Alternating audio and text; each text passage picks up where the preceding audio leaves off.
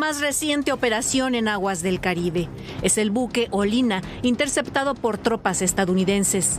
Con este suman 3 buques cargueros de petróleo interceptados por la Unión Americana. Esto deriva de la violación al bloqueo petrolero que impuso a Venezuela el gobierno del presidente Donald Trump antes, durante y después de la intervención militar del pasado 3 de enero a ese país. Desde ese momento están totalmente prohibidas las salidas de este tipo de buques dirigidos a países confrontados con Estados Unidos.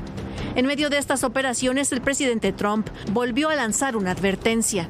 Knocked out 97% of the drugs coming in by water, and we are going to start now hitting land with regard to the cartels. The cartels are running Mexico. It's very, very sad to watch and see what's happened to that country, but the cartels are running and they're killing 250,000, 300,000 people in our country every single year. La reacción llegó. La presidenta Claudia Sheinbaum instruyó al secretario de Relaciones Exteriores, Juan Ramón de la Fuente, contactar a Marco Rubio, secretario de Estado de Estados Unidos. Dijo que informará los avances en materia de combate al narcotráfico con el objetivo de incrementar la comunicación y la cooperación entre ambos países. Lo cierto es que los señalamientos contra el gobierno mexicano se acumulan. No solo se trata de las acciones contra el narcotráfico, sino los regalos que entrega a Cuba con los constantes envíos de petróleo, pese a las advertencias de Estados Unidos. Incluso el congresista republicano Carlos A. Jiménez acusó al gobierno de México de proveer petróleo gratuito a Cuba. Pidió a las autoridades mexicanas detener el traslado de manera inmediata o pagar las consecuencias. Asking the Mexican government to please account for all this oil that's going to the Cuban regime, and if you can account for it, can you let us know exactly how the Cuban regime is actually paying for it? All this is in light of the negotiations that are going on between the United States and Mexico right now, and I believe that a government that's actually helping the adversaries of the United States, we ought to take that into consideration when the terms of our negotiations are being considered. La situación pende de un hilo muy delgado. La incursión estadounidense en Venezuela y la presión sobre Cuba envía un mensaje claro a los demás gobiernos de la región. Y el nombre de México es mencionado en el mismo discurso en que se habla de cárteles de la droga y regímenes autoritarios. Para ADN Noticias, Fuerza Informativa Azteca. El 28 de diciembre pasado se descarriló el tren interoceánico, una de las llamadas macroobras del sexenio pasado, dejando 14 muertos y un centenar de heridos. El accidente exhibió la ausencia de un proyecto digno de esa obra, la corrupción existente y la falta de rendición de cuentas de quienes fueron responsables de ese proyecto. Imposible olvidar 2 cosas. Primero, cuando López Obrador confirmó que su hijo Gonzalo, Bobby, así se lo conoce, fue el supervisor en carácter honorario, o sea, sin cobrar sueldo, de esa obra. Así lo dijo López Obrador. Pero Gonzalo no está metido en la cuestión política. Gonzalo ha ayudado como honorífico en el interoceánico, pero no cobra y no va a trabajar en el gobierno. Pero Gonzalo López Beltrán es parte de una trama de corrupción que incluye familiares y empresarios que quedaron exhibidos en llamadas que conocimos desde el sexenio pasado, ignoradas todas estas por las autoridades. Así hablaban sobre esta obra, sobre la corrupción de esta obra, Amílcar Olán, un amigo de Andy y de Gonzalo, y uno de los principales contratistas del sexenio pasado, quien ya no vive, por cierto, en México, y Pedro Salazar, otro contratista, primo de López Obrador. Al laboratorio hay que pasarle su mochada cada 3,000 metros cúbicos para que autoricen. No me han dicho tampoco. Para que autoricen y ya cada 3,000 metros cúbicos ellos hacen un análisis del material como está llegando. Ajá. Entonces cada 3,000 metros cúbicos su mochadita para que den el palomazo que todo está bien. Okay. Ya cuando se descarrile el tren ya va a ser otro. Bueno, no lo decimos nosotros, lo decían ellos. Ya cuando se descarrile el tren será, perdón por la palabra, otro pedo. Eso decían. Bueno, el tren se descarriló y esa corrupción ya ha generado 14 muertos, un centenar de heridos y daños enormes al patrimonio nacional. Pero de citar a declarar a estos personajes o al supervisor de la misma, Gonzalo López Beltrán, ni noticias. También hay que recordar que esa obra fue responsabilidad de la Secretaría de Marina y el responsable directo de esa obra fue nada más ni nada menos que el actual secretario de la Marina, el almirante Raimundo Morales. Él también debería ser citado a declarar en esta investigación que tiene la Fiscalía General de la República, porque además de la corrupción de Olán y Salazar, se usaron trenes viejos y que no estaban destinados para esa obra, entre las innumerables irregularidades. Esta es la historia. Las irregularidades en el diseño y ejecución de las obras del ferrocarril Istmo de Tehuantepec del corredor interoceánico fueron denunciadas en diferentes momentos entre 2019 y 2025, incluido el uso de materiales de mala calidad y el volumen de la capa de balastre en el proyecto.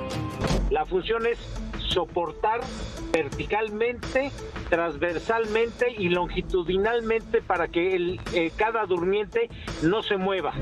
El balasto cumple varias funciones, en especial evitar concentraciones peligrosas de peso y esfuerzo en un solo puente del riel. Entre más dura la piedra, más resistente y evidentemente menos desgaste. En vías como los trenes de alta velocidad como el interoceánico, el espesor de capa de balasto debe ser adecuado. Cuando menos 20 centímetros y máximo 30 y quizá 35. Ya después de 35 empieza a moverse la vía. Si el balasto es de mala calidad, se mueve la vía, se hunde, se corre para un lado o se corre hacia adelante, hacia atrás, y eso es muy malo. Sin embargo, la línea Z del ferrocarril del Istmo de Tehuantepec, desde su creación, generó problemas constantes, provocados todos por la mala calidad de los trabajos realizados por las constructoras. Que utilizó este cargo para traficar influencias y otorgar contratos, influir en el otorgamiento de contratos a consorcios empresariales afines, cercanos, amigos a la familia López Beltrán, como es Amílcar Olán. En febrero de 2022, descarriló el tren en la población de Palomares, en Matías Romero. Y en 2024 y 2025 fue afectado por lluvias, lo que obligó a la suspensión del servicio de carga y pasaje. Sin embargo, esta tragedia tomó dimensiones diferentes. Lo que sucede el 28 de diciembre es una consecuencia de la negligencia y la corrupción del gobierno de la Cuarta Transformación al no poner atención a los llamados que hizo la Auditoría Superior de la Federación en cuanto a metodologías, planeación y calidad de materiales. A su vez, este descarrilamiento evidenció la falta de un protocolo de atención para este tipo de eventos por parte de la Secretaría de Marina e hizo notar las carencias, limitaciones y capacidad de los hospitales IMSS Bienestar. Vi personas gritar, vi personas gritar desesperadamente por salvar su vida. Entonces, esto no se debe de repetir. Esto no puede repetirse en nuestro país.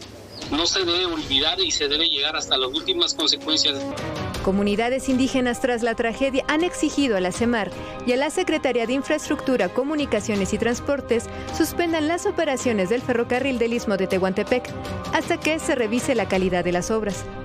Y es que por este proyecto hubo pagos por obras no realizadas, en donde la Auditoría Superior de la Federación detectó estas anomalías cometidas por 3 empresas.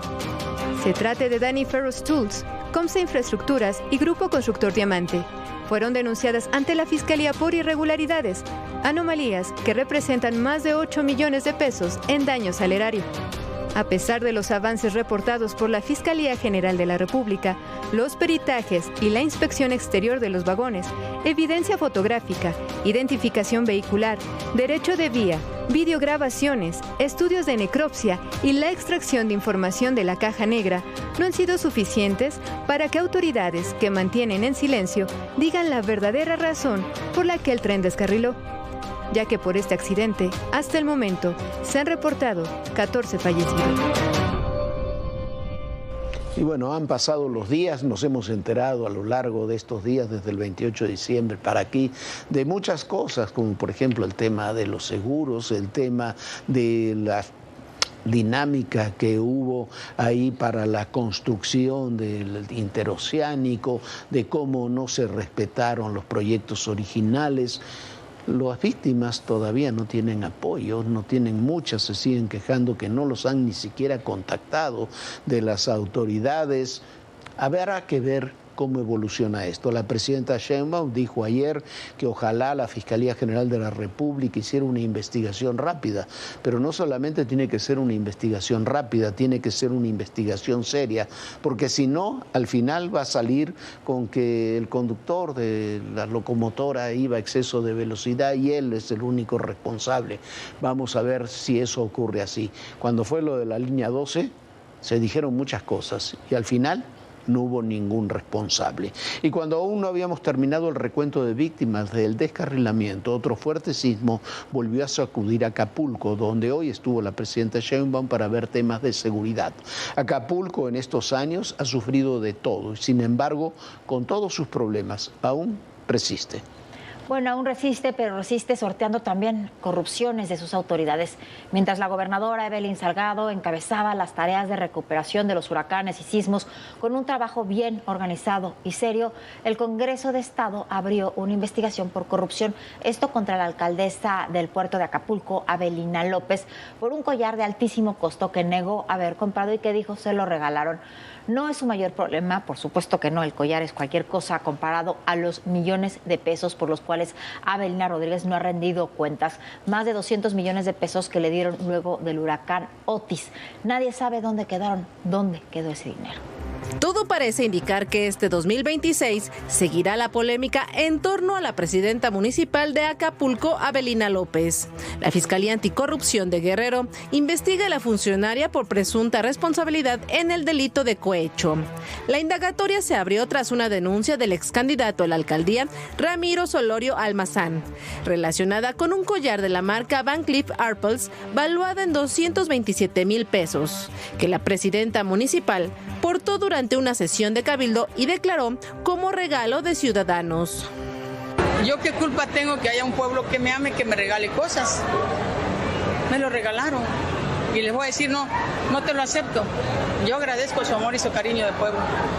De acuerdo con el artículo 283 del Código Penal de Guerrero, se puede tipificar el delito de cohecho cuando un servidor público solicite o reciba indebidamente dinero, dádivas o cualquier beneficio vinculado a sus funciones. Otra de las controversias más trascendentes en torno a Avelina López es cuando la Auditoría Superior del Estado de Guerrero presentó una denuncia penal por presuntas irregularidades en el manejo de 898 millones de pesos del Fondo de Aportaciones para la Infraestructura Social entregados por la Federación para la reconstrucción del municipio tras el paso del huracán Otis. En este caso, la alcaldesa solicitó un amparo ante la Suprema Corte de Justicia de la Nación para evitar ser citada por la Fiscalía Estatal y ha insistido en que los recursos fueron aclarados ante la Auditoría Superior de la Federación. ¿Fue notificada la denuncia? No. ¿No? ¿Y por qué recurrió al amparo si no ha sido notificada? No, porque en Guerrero todo se puede. La alcaldesa también se vio envuelta en otra polémica al respecto de la sanción del Tribunal Electoral del Estado de Guerrero contra una cuenta de contenidos locales, Acapulco Trends. López indicó que no buscaba censurar a sus críticos, sino frenar expresiones misóginas y racistas. Sin embargo, desde la comunidad digital se le acusó de intentar limitar la crítica política en contra de su gobierno. Unos días antes de terminar el 2025, vecinos del fraccionamiento Costa Dorada denunciaron que el ayuntamiento les ofreció servicios básicos como agua potable y drenaje a cambio de que apoyen la apertura de un basurero municipal ahí donde viven. La tensión aumentó cuando una ciudadana comenzó a grabar el planteamiento de la alcaldesa Avelina López. ¿Por qué? ¿Por qué no? Sí, pero es libre de expresión. ¿Por qué no? Porque somos muchos. Somos muchos. A lo que nos va a perjudicar somos muchísimos. No nada más 4 personas, somos muchas familias que nos va a afectar lo que pongan. Así de fácil. Ustedes no viven aquí, los que vivimos aquí somos los que sufrimos todo lo que pasa aquí. Estas situaciones han provocado que cada vez sean más los acapulqueños que desaprueban la administración de Avelina López. Y hay que regresar a lo que sigue sucediendo en toda América Latina luego de la caída de Maduro, porque es como un efecto dominó que se está dando en muchos ámbitos. La pregunta recurrente es qué sucederá con Cuba. Viviana habló con Rafael Rojas, uno de los principales especialistas sobre la situación que se vive y que se puede vivir en el futuro inmediato en la isla gobernada desde 1959 por el castrismo. En un momento de sacudidas profundas para América Latina, la caída de Nicolás Maduro está reconfigurando los equilibrios políticos, energéticos y estratégicos de toda la región. Cuba enfrenta hoy uno de los escenarios más complejos de su historia reciente, mientras México tiene que redefinir entre presiones su relación con la isla. Para entender qué viene para Cuba y qué papel está jugando México en este nuevo tablero geopolítico, platiqué con el historiador Rafael Rojas, uno de los mayores especialistas en Cuba y América Latina. Lo que ha sucedido en Venezuela con el arresto de Maduro y Cilia Flores y el inicio de este largo proceso judicial en Nueva York plantea interrogantes y desafíos poderosísimos para Cuba. El más importante, creo yo, que ya actúa de carácter inmediato, tiene que ver con el creciente control de los recursos energéticos de Venezuela que está ejerciendo el gobierno de Donald Trump con apoyo del gobierno sucesor madurista venezolano, lo cual es tremendamente insólito y paradójico, que encabeza Delcy Rodríguez. Con ese control reciente por parte de Washington de los recursos energéticos de Venezuela, Cuba pierde a su principal proveedor de combustibles. Cuba necesita 140,000 barriles diarios de petróleo para funcionar. Y en el último año Venezuela ya estaba enviando menos de 12,000, que fue la cifra que envió México. México en 2025 desplazó a Venezuela como el principal proveedor de combustible, pero como podrás imaginar es una cantidad mínima. En ese contexto, México desplazó a Venezuela como principal proveedor de combustibles para Cuba, pero con volúmenes claramente insuficientes para la isla. El subsidio energético que sostuvo durante años al régimen cubano hoy está en riesgo. México en 2025 desplazó a Venezuela como el principal proveedor de combustible, pero como podrás imaginar es una cantidad mínima. Ahora creo yo que Cuba perderá buena parte, si no buena parte, no quiero aventurar que toda, pero sí buena parte del subsidio petrolero que le llegaba de Venezuela. Y el apoyo de México a Cuba ha generado debate, mientras el gobierno defiende esta política como parte de una tradición histórica. Los especialistas advierten que esa explicación no es del todo correcta.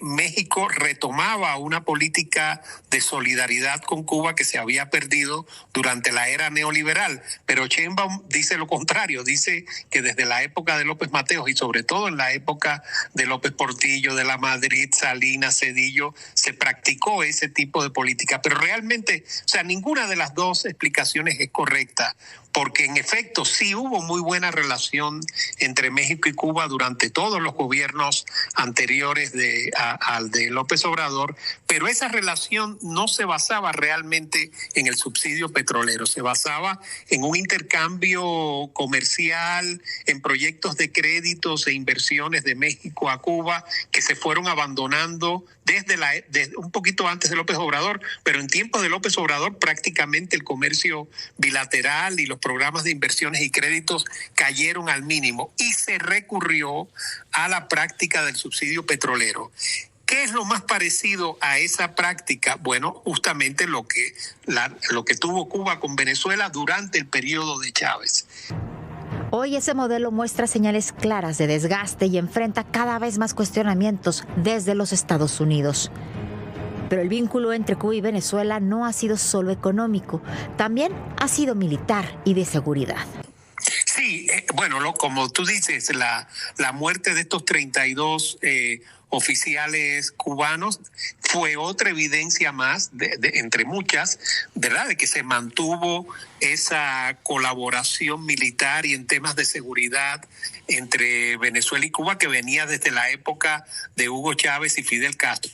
Un golpe que dejó al descubierto las debilidades de un aparato de seguridad que ya no es el mismo. No es lo mismo el aparato de seguridad de Cuba hoy a lo que era hace 15, 20, por no hablar 40 o 50 años, en la época soviética, digamos, que fue la época de mayor poder de esos organismos.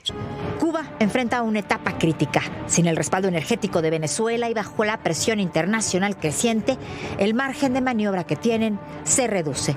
El futuro dependerá de decisiones urgentes en un país donde la crisis ya dejó de ser coyuntural para volverse estructural, parte de todos los días. Y mientras tanto, los temas migratorios siguen en la agenda de Trump, pero las redadas indiscriminadas en muchas ciudades comienzan a generarle costos. Lo que sucedió durante una redada de ICE en Minneapolis, donde sus agentes mataron a una mujer en forma incomprensible, y la defensa que hizo de sus agentes, Kristi Noem, ha generado una crisis enorme dentro de los Estados Unidos y con su propia gente. Vea usted lo que sucedió.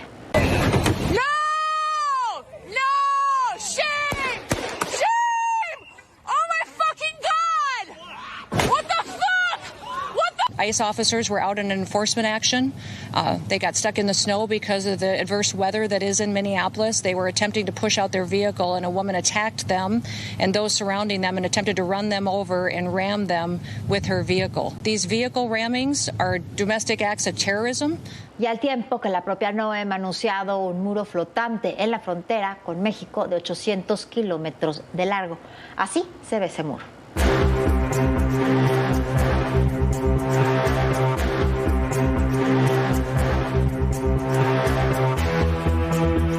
Y como siempre, qué ver, qué oír y qué leer este fin de semana. Qué ver, se estrena mañana la tercera temporada de Teherán, una serie de espionaje ubicada en la capital iraní, pero con movimientos en varios otros países que a mí me parece la verdad fantástica. Si no vio las dos primeras temporadas, hágalo. Y esta, yo vi solamente el tráiler, se estrena mañana, me parece magnífica. Qué oír en medio de tanta convulsión en este principio de año. Hay que escuchar un disco que es literalmente hermoso, del mejor jazz que usted puede escuchar. Se trata del disco Yasmín, del gran pianista Keith Jarrett y el bajista Charlie Haden. Hicieron juntos solamente 3 discos. Los 3 son buenísimos. Haden falleció poco después de estas grabaciones, luego de una vida con muchísimos problemas que incluyó detenciones, drogas. Keith Jarrett está retirado, víctima de una enfermedad degenerativa. Dejó de tocar hace ya unos pocos años, pero la herencia que han dejado ambos con estos 3 discos, pero sobre todo con este disco Yasmín, es literalmente enorme. ¿Qué leer? Ya se lo habíamos recomendado, pero en estos días hay que volver a leerlo porque explica mucho y muy bien de lo que está pasando ahora con Venezuela, con Irán, con China, con Rusia, y cómo piensa y cómo reacciona un actor fundamental de todas esas historias, que es la CIA, la Central de Inteligencia de los Estados Unidos. Se trata del libro La Misión, la historia de la CIA en el siglo XXI, de Tim Weiner. Weiner basa su obra en entrevistas con 6 exdirectores y 13 jefes de operaciones de la CIA. Destaca la lucha por recuperar la misión original, que era conocer al enemigo mediante inteligencia precisa.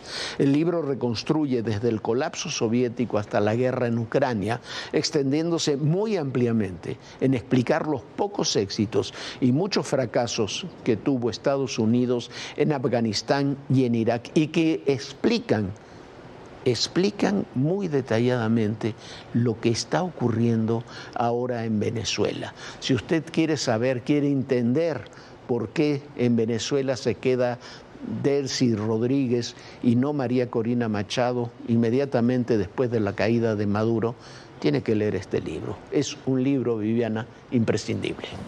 Pues ahí están esas recomendaciones de Jorge y bueno, tenga un gran fin de semana, pase el espectacular, descanse, disfrute a los suyos y nosotros nos vemos por supuesto el próximo lunes en punto de las 11 de la noche. Descanse, sueñe bonito, bonita noche. Muy buenas noches, Viviana, muy buen fin de semana a todos ustedes y recuerde, en el poder y en la política todo, pero absolutamente todo es personal. Gracias.